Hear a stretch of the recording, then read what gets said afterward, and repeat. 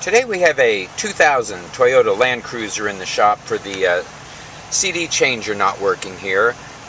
It is accepting CDs and attempting to play, but it's not playing the CD.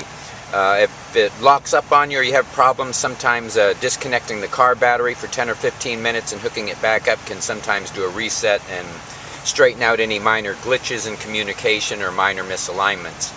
If the problem continues, it's something we'd have to see. We're going to show you how this radio comes out of the dash.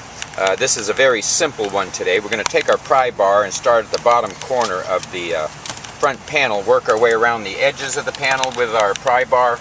This will release several clips around the edges, and this panel will pull forward. We're going to pull the front of the panel down and access several of the mounting screws here. There are 4 mounting screws here, 2 on the right and 2 on the left. We have a full library of removal guides on our website, carstereoremoval.com, if you need help there. These 4 screws come out. You watch them because they can fall down into the dash if you're not trying to catch them before they go. There is usually an amplifier in this vehicle as well, which this is the premium audio system.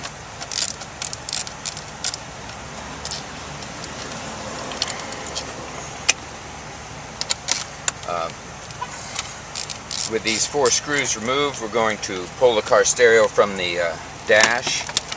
This is going to access several connectors here, or actually 1 main connector and 2 antennas. The antennas are just a pull to release. The main connector has a trigger on it and it releases.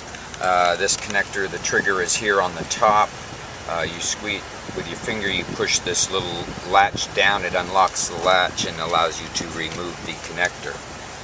This is how you remove the stereo from a Toyota Land Cruiser. Hope this video has been helpful. Please subscribe and thank you for watching.